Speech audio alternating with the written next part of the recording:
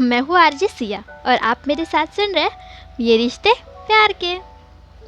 यमराज, यमराज, यही नाम उसके दिमाग में चल रहा था।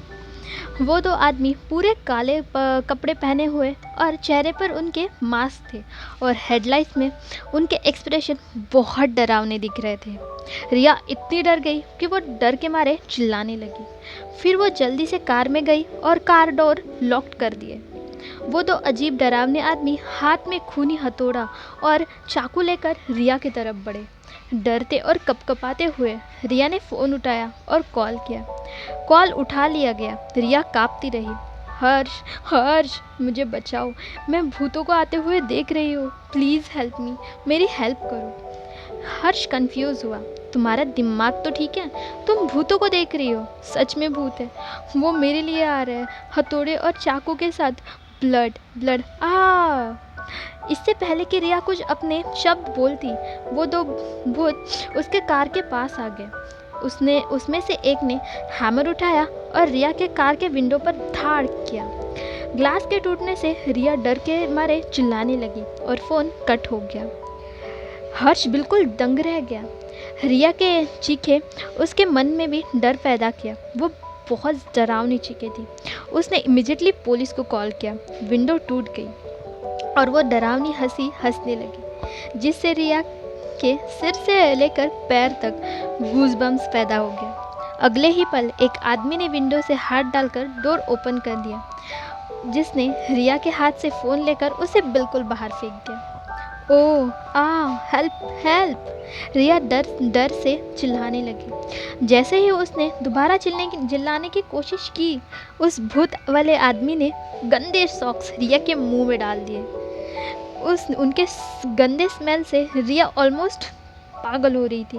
जैसे वो कार से निकाली गई, उसकी आंखें लाल होंगी और शरीर पूरी तरीके से कपकपाने लगा।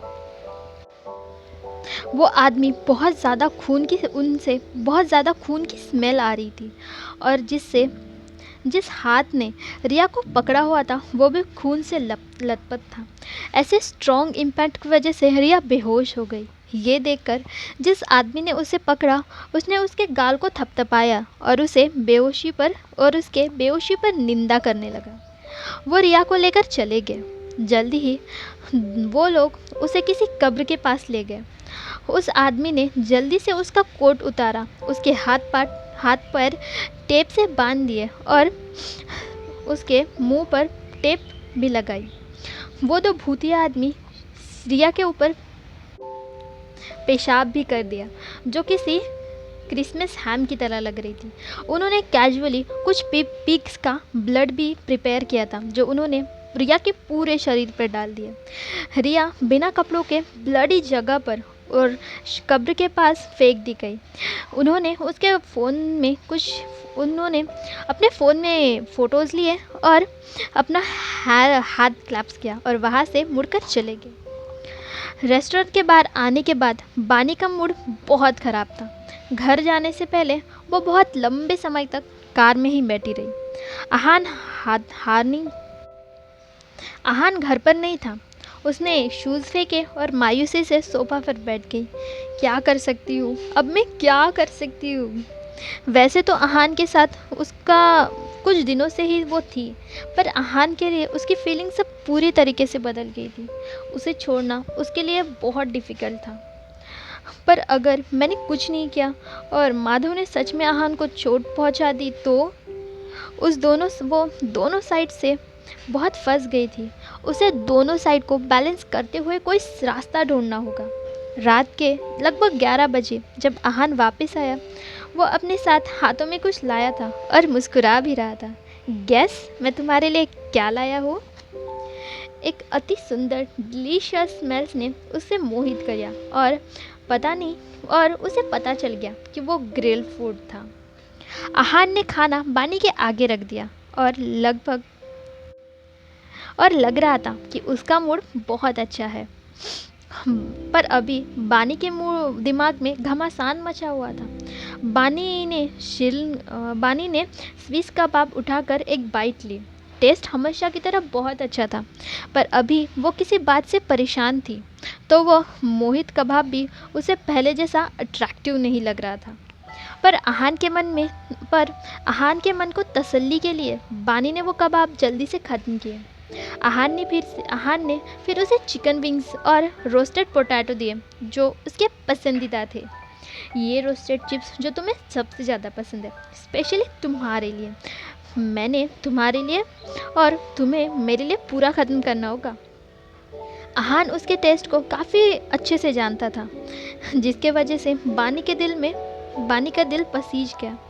वो बड़े बड़े बाइट पोटैटो चिप्स के लेकर खाने लगी। तीखे और सेंटेड पोटैटो ने बानी को उत्तेजित किया, जिसके उसके माथे पर पसीना आ गया। अहान ने पेपर नैपकिन लिया और उसका पसीना पोंछने लगा और उसके लिए मिल्क टी भी ओपन की जैसे उसे पसंद थी। अहान ने उसे थमा दी। उसके आंखें नम हो गई। अहान उसके साथ काफ़ी अच्छा था।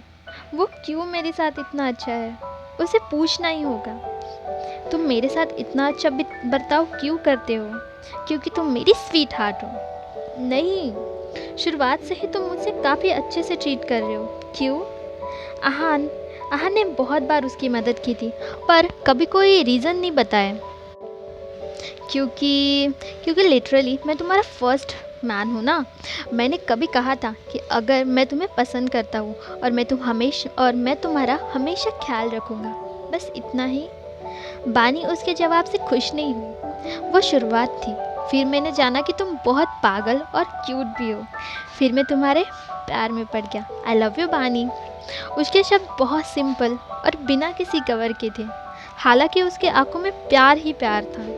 अहान के सॉफ्ट नज़रों को देखकर बानी खुद को और कंट्रोल नहीं कर पाई। उसने अहान को गले लगाया और उसके होठों पर किस कर दिया। अहान उसके एक्शन से एक पल के लिए चौंक गया और फिर वो भी उसे फैशनेटली किस करने लगा। दो लवर सोफा पर ही एक दूसरे से प्यार करने लगे। बानी के कपड़े बिखरा कर ज़मीन पर बिखर गए।